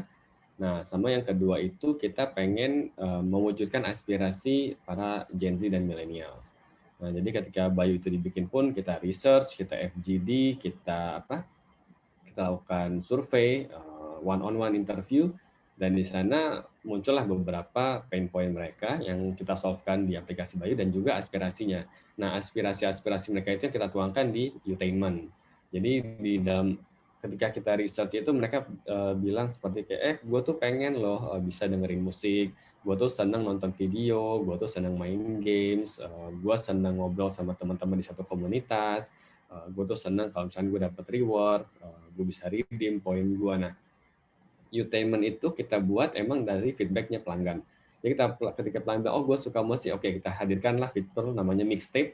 Jadi pelanggan itu bisa dengerin musik tanpa kena kuota, lagunya udah kita pilihin, ada tema-tematiknya. Nah, terus ketika mereka bilang, oh gue tuh seneng loh dengerin podcast tentang edukasi dan tentang apa, nah itu kita siapin tuh, oke kita kasih lain podcast, teman-teman bisa dengerin podcast juga di Bayu, terus teman-teman bisa ada gabung di grup community di Bayu. Nah, sehingga apapun yang Bayu luncurin itu pasti emang dari feedback dan yang pelanggan emang pengen, karena kita pengen luncurin produk yang emang relevan buat mereka sih. Supaya, dan yang kedua mungkin ini sih, kita nggak pengen jadi aplikasi hanya dikunjungi 2 kali atau 3 kali sebulan buat pelanggan ngecek data, isi pulsa, dan lain-lain. Tapi kita pengen kita tetap engage sama pelanggan. Tiap hari mereka masuk aplikasi, mereka interaksi sama kita, jadi kita lebih paham sama mereka, bisa ngasih juga service yang emang sesuai buat mereka. Gitu sih kira-kira. Oke, terima kasih Mas Alvan. Jadi lebih ke one application for all needs ya, ini ya dari user ya. Jadi nggak cuman seperti regular internet provider aja ya. Wah ini bisa membuat lebih menarik lagi bagi yang mungkin yang belum pernah pakai juga bisa langsung dicoba gitu ya. Nah, sebelum saya lanjut ke yang Zoom chat room, ada yang mau raise hand mungkin di sini yang mau bertanya langsung. Siapa tahu kan kadang ada juga yang mau bertanya langsung. Atau mungkin yang menyampaikan pertanyaannya di chatroom mau bertanya langsung yang belum dijawab pertanyaannya? Belum ada? Oke, kalau belum ada, saya lanjut ya. Oke. Kemudian ada dari Mas Ahmad Farizal Ramadan, ini dari Palu loh, jauh nih ya, jauh-jauh. Terima kasih atas kehadirannya. Mohon izin bertanya, saya Ahmad Farizal yang baru belajar produk dan user experience. Apakah dalam melakukan testing produk dilakukan pengujian keamanan pengguna? Bagaimana cara dasar melakukan testing produk pada user experience? Terima kasih atas kesempatannya. Oh, ini ngomongin soal testing produk nih. Dari Mas Alvan atau Mbak Visi yang mau menjawab? Mungkin dari Mas Alvan dulu. Oke, makasih Mas Ahmad pertanyaannya. Apakah dilakukan pengujian keamanan? Iya, jadi ketika kita mau rilis itu, kita pasti ada namanya penetration testing, vulnerability assessment, dan kita emang ada tim yang emang kerjaannya kayak ini sih, berpikir seperti hacker. Jadi gimana caranya kita nge-hack Bayu? Nah itu ada internal timnya yang cobain, jadi kita mastiin bahwa ketika rilis, possibility buat breach dari sisi security dan lain-lain itu udah kita cover lah di awal. Terus bagaimana cara melakukan testing produk pada user experience? Ini kalau UI UX mungkin beberapa hal yang bisa kita lakukan.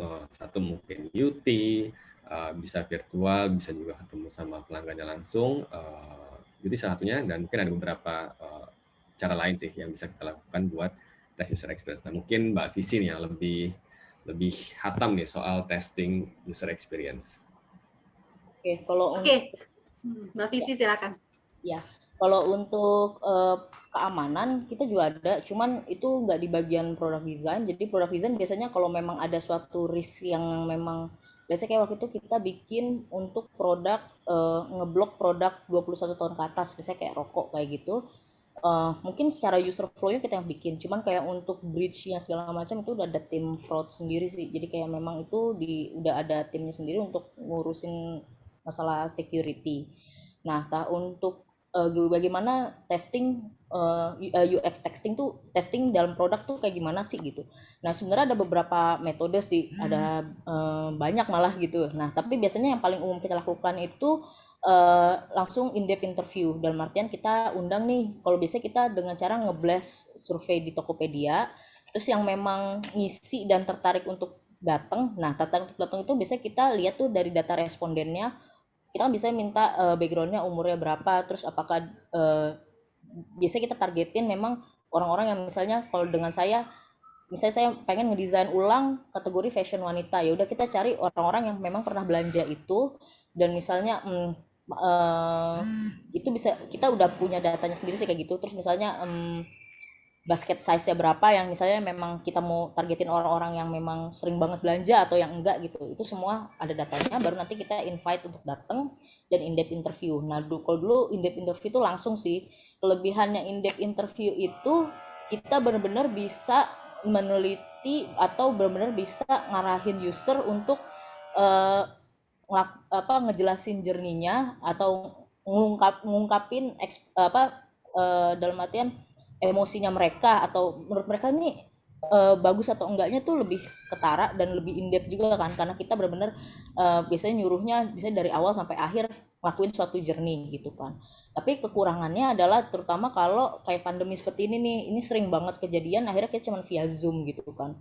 Itu obstacle-nya banyak banget yang akhirnya malah bikin kadang-kadang yang harusnya research cuman 5 partisipan, kita harus ngambil banyak nih, karena kebanyakan misalnya ada yang HP-nya nggak kuat ternyata pakai Zoom, ada yang segala macam. Nah, mungkin makanya di kala pandemi ini agak lebih terbatas sih untuk testing gitu. Nah, testing yang lain itu bisa dengan guerrilla testing, dalam artian ini paling sering saya lakuin gitu kan. Kebetulan kantor saya kan sebelahnya Lotte. Nah, terus misalnya saya cuma pengen ngambil decision yang cepat gitu kan. Yang memang solusinya itu bukan solusi yang harus dirunut nyampe belakang user story-nya. Nah, biasanya kalau yang cuma buat quick decision atau cuma buat make sure doang kalau decision kita itu nggak miss gitu, apalagi udah misalnya di backup dengan data gitu, ya udah saya tinggal ke Lotte, saya tanya-tanya orang gitu, Mas pernah buka Tokopedia nggak, terus misalnya apa yang mau saya tanyain, saya siapin prototipenya, dia suruh langsung nyoba di situ. Biasanya kayak saya nge-recordnya misalnya pakai Maze atau pakai Usability Hub gitu kan, itu lebih cepet sih, lebih kayak rapid testing doang gitu. Nah itu yang biasanya saya lakukan. Mungkin yang untuk testing biasanya 2 itu sih yang paling sering dilakukan. Oke, terima kasih atas jawabannya dari Mas Alvan dan Mbak Visi mengenai testing. Oke, kita ada pertanyaan berikutnya ini mengenai ini nih dari Nur Laili di Surabaya. Mbak Nur Laili nanya, bagaimana cara berkata tidak nih pada level high management yang minta dibuatkan fitur baru, padahal development team sudah punya prioritas fitur sendiri yang mau dibuat. Nah, ini pernah kejadian nggak nih di perusahaan Bapak Ibu mungkin nih? Gimana nih Mas Alvan dan Mungkin tergantung ya, berkata tidaknya itu karena kita udah punya prioritas sendiri atau karena itu nggak sesuai sama visi dan tujuan startupnya sendiri. Nah, mungkin itu yang dicek dulu sih, dicek dulu yang pertama. Kalau misalnya masih align, oke, berarti kan nanti tinggal mana yang lebih prioritas duluan kan. Karena kan kalau tidak itu, kalau tadi di mapping, apakah dia emang value-nya rendah dan effort-nya tinggi, ya itu mah pasti udah bisa gampang gitu kita bilang tidaknya. Cuma kalau misalnya emang sama-sama penting, tinggal masalah main prioritas, nanti kita bisa bantu dengan cara framework yang tadi. Nah, biasanya yang kita lakukan di Bayu itu ketika misalnya ada ide gitu dari top level management, gimana kalau kita bikin X gitu. Nah, biasanya yang kita lakukan adalah kita cek dulu seperti apa fiturnya, kita cek ke user, kita survei, dan kita analisa. Nah, ketika emang, ini valid, dari sisi user oke, dari sisi visibility-nya oke, dari sisi technical semuanya oke, dan emang setelah kita mapping itu oke, ya kita bisa majuin produk itu. Tapi ketika tadi setelah kita cek, user sebenarnya nggak pengen, ini mah cuma bias-nya dari top management aja gitu. Kita lihat effort, kita lihat value-nya nggak ada. Nah, itu dengan framework yang tadi, dengan hasil data, itu bisa kita sodorin sih bahwa, Pak, punten dengan setelah kita survei, kita research, kita tes, ternyata ini nggak direspon sama pelanggan. Jadi mungkin untuk sementara ini belum bisa kita iniin dulu. Itu aja sih sebenarnya. Oke, jadi berdasarkan prioritas produknya juga ya, karena kan seharusnya kalau dari awal tim manajemen tuh harusnya sudah tahu ya produk-produk apa sih sebenarnya yang butuh prioritas gitu ya. Oke, mungkin nih dari pertanyaan berikutnya nih yang ke Mbak Visi kali ya, coba ya. Bagaimana menghindari cognitive bias yang sulit disadari dari diri sendiri dan orang lain juga mungkin sungkan memberitahukan. Nah, itu sih tadi pertanyaannya Mbak Visi. Oke, sebenarnya kok kayak gitu, tadi saya juga lupa sih naruh 1 pointers lagi. Sebenarnya untuk menghindari itu satu adalah kayak self reflection sih. Nah, kalau ini contohnya saya waktu itu ngadain kayak retrospektif gitu. Biasanya setiap abis UT atau apa tuh pasti ada limitationnya, selalu saya tulis ada limitation apa gitu kan.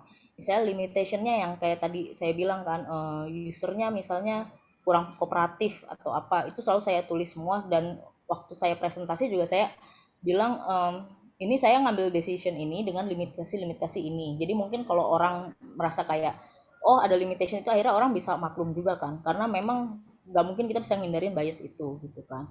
Nah, kalau waktu contohnya case-nya saya nggak ngembangin produk, tapi kayak waktu di PBB itu kayak lebih ke arah service design. Nah, itu emang di akhir itu kita saat sintesis itu ya kita juga ada retrospektif gitu loh. Apa yang kira-kira kita rada bias, apa yang kira-kira ini kayak kita take notes-nya rada-rada menjurus ke decision kita, bukannya karena emang orang yang merasa itu adalah problem dia gitu.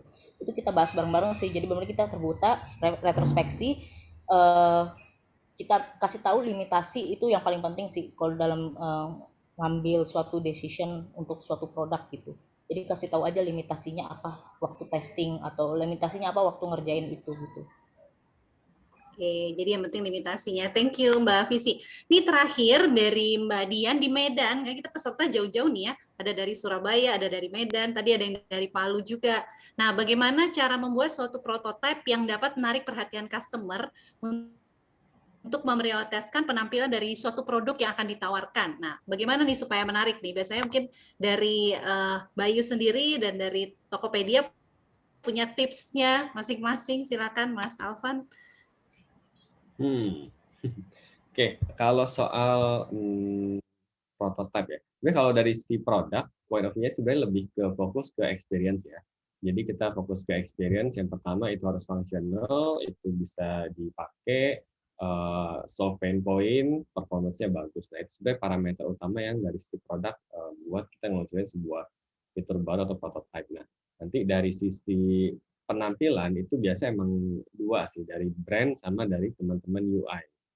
Itu mereka yang akan ngasih input, oke, ini dari UX-nya udah oke, experience-nya oke, nanti kita adjust UI-nya biar lebih appealing dan biar lebih nempel ke brand-nya Bayu. Itu mungkin di Bayu mungkin seperti itu ya. Mungkin Mbak Visi bisa share juga mungkin kalau di Tokopedia.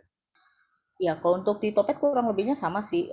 Bahkan kadang-kadang kita testing ke user itu dalam bentuk medium fidelity doang wireframe-nya gitu. Walaupun nggak pernah sampai low fidelity sih. Biasanya medium fidelity kita udah testing ke user karena kita mau cari usability-nya tuh kayak gimana gitu. Jadi istilahnya UI-nya tuh belum 100% di polish, belum cakep banget gitu. Nah, itu sebenarnya dari kalau misalnya UX aja udah bermasalah, sebenarnya ini bukan masalah siapa yang lebih penting duluan sih antara penampilan atau usability gitu. Tapi dua-duanya tuh saling saling berkooperasi bareng-bareng lah gitu. Cuman kalau usability itu istilahnya udah jeblok gitu, UI masih bisa istilahnya dikerjain nanti gitu kan. Jadi yang pertama tuh usability dulu. Nah, kalau di sini pertanyaannya kalau menarik customer untuk dengan penampilan gimana? Nah, kalau di Tokopedia itu kita juga udah ada desain sistem masing-masing kan. Jadi ada timnya juga. Jadi kita udah punya komponen-komponen atau komponen-komponen yang bakal kita pakai juga gitu kan. Jadi kurang lebihnya sih bentukannya nggak akan ekstrim-ekstrim banget gitu kan. Cuman masalah UI-nya itu works atau enggak ke user itu yang kadang-kadang kita testing juga gitu. Nah, jadi kalau untuk polishing yang kayak dikasih grafik cakep atau apa, nah itu kayak another step sih sebenarnya gitu. Nah, itu kadang-kadang juga dibilang pengaruh nggak sih sebenarnya? Kalau gitu nggak pengaruh dong UI. Pengaruh sih. Karena contohnya di kategori itu karena kita mainnya visual di kategori page, ada beberapa kategori yang let's say kayak fashion itu visual sangat main, dalam artian UI atau tampilan itu sangat main gitu. Tapi mungkin di kategori lain yang kayak let's say pertukangan gitu ya, nggak begitu ngefek banget gitu. Atau mungkin di fitur-fitur lain kayak fitur tuker tambah itu nggak perlu banget deh visualnya, gue cuma pengen bisa tuker tambah HP tuh cepet kayak gitu. Nah itu sebenarnya tergantung lagi sama use case-nya gimana. Oke, terima kasih banyak Mas Alvan, Mbak Visi untuk pemaparannya hari ini. Terima kasih juga bagi teman-teman yang sudah bertanya, dan bagi yang masih penasaran mungkin mau bertanya seputar materi dari Mas Alvan dan Mbak Visi, bisa langsung kontak ke Binus Startup Accelerator bisa, dan juga Ting ya, untuk nanti lebih lanjut bisa langsung dijawab. Oke, tadi kita sudah melihat mengenai bagaimana cara kita memprioritaskan produk fitur, dan bagaimana kita supaya mengatasi bias-bias yang ada di lingkungan kita, dan tentunya semua kembali ke user karena kita base-nya adalah user experience. Jadi tampilan itu bukan hanya interface tapi tetap harus ke user, dan kalaupun kita ada perubahan di tengah-tengah yang entah dari pihak manajemen yang minta atau dari pihak-pihak stakeholder lain yang minta juga, nah itu harus disertai dengan ini ya, bukti-bukti yang menguatkan bahwa ini benar loh, ini kemauan dari user.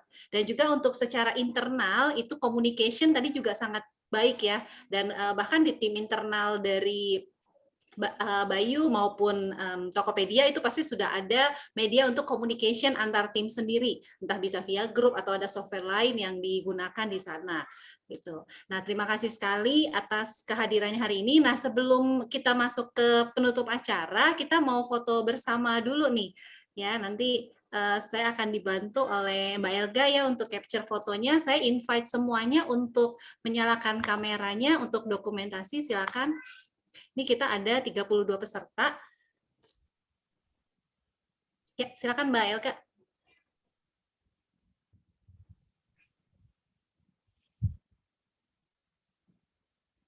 Halo Mbak Elga. Ya, ini masih menunggu, ada yang belum on kamera. Teman-teman, sudah? Iya, ayo. Oke. Oke, Mbak Elga boleh dibantu capture ya. Oke, 1, 2, 3 kita pause, kita smile sama-sama teman-teman semuanya.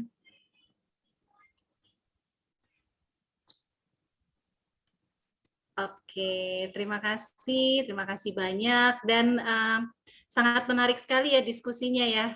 Nah, untuk setelah ini, jangan lupa kita masih ada pengumuman nih. Dari tadi sudah banyak banget yang bertanya, terus kemudian masih penasaran kan siapa sih penanya-penanya terbaik nih gitu ya.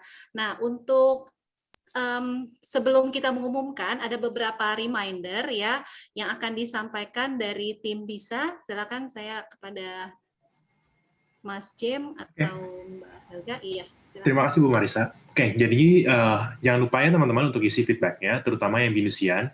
Jadi kalian yang binusian ingin mendapatkan SAT point harus mengisi feedback ini. Jadi bisa langsung aja di-scan QR code-nya ini, atau langsung aja ke linknya bit.ly/YT11_feedback. Jadi langsung aja bisa diisi. Nanti kita juga akan remind lewat email yang akan kita kirimkan setelah acara ini.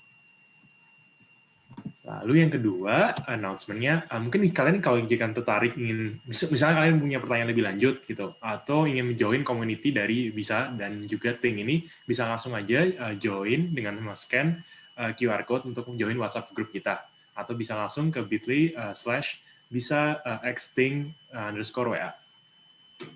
Jadi di sini bisa langsung tanya aja, lalu kalau mau share event, kita juga akan memberikan update yang paling terupdate lah untuk event-event yang akan kita adakan dari Bisa ataupun maupun dari Ting itu sendiri. Oke, lalu yang terakhir, silakan Mbak Heriwati. Iya, jadi dari berdasarkan pertanyaan-pertanyaan yang tadi, ini kita sudah ada di sini 3 pertanyaan terbaik. Congrats untuk Mas Ahmad Fahrizal, Mbak Nurlaili Azizah, dan Mbak Dian. Ya, boleh tepuk tangan untuk ketiga pemenang ini. Boleh menyalakan kamera yang menang. Ya, kita kasih tepuk tangan virtual. Nah, asli dari saya ya. Oke, jadi boleh menyalakan kamera yang mana orangnya, Mas Ahmad, Mbak Nurlaili, dan Mbak Dian, biar kita bisa melihat wajah-wajah yang sangat antusias nih. Oh, oke, nggak apa-apa Mbak Nurlaili, nggak bisa on cam, oke nggak masalah. Nah, untuk 3 pemenang ini nanti akan dihubungi dari tim Ting ya, nanti akan dihubungi untuk hadiahnya, congrats, karena akan mendapatkan saldo link aja sebesar 150.000, dan ini lumayan banget. Terima kasih kepada pihak Ting yang memberikan hadiah kepada peserta talk show pada hari ini. Nah, untuk selanjutnya saya kembalikan lagi kepada Ting dari Bisa untuk closing statement, silakan. Oke, mungkin dari saya sedikit. Terima kasih semuanya. Terima kasih untuk Mbak Visi, Bu Marista, Mas Alvan, dan juga pihak dari Bisa, Great Nusa, dan juga The Ting yang sudah membantu, dan juga para partisipan sekalian yang sudah join acara pada hari ini, dan juga membantu acara ini sehingga bisa terselenggara dengan baik. Terima kasih semuanya. Mungkin dari Ting ada yang mau ditambahkan? Terima kasih Mas James, Mas Alvan, Mbak Visi, Mbak Marisa untuk insightful knowledge-nya ya hari ini gitu buat teman-teman, dan buat kita di Ting juga kita banyak banget dapat insight nih, dan semoga ini juga manfaat buat teman-teman innovators, buat teman-teman startup dalam membina startup-nya, dan sampai ketemu di program inovasi dan inkubasi di BINUS dan di Ting. Oke, sampai ketemu juga di acara selanjutnya ya. Terima kasih banyak. Terima kasih semuanya. Oke, terima kasih semuanya. Thank you semuanya. Ya, thank you.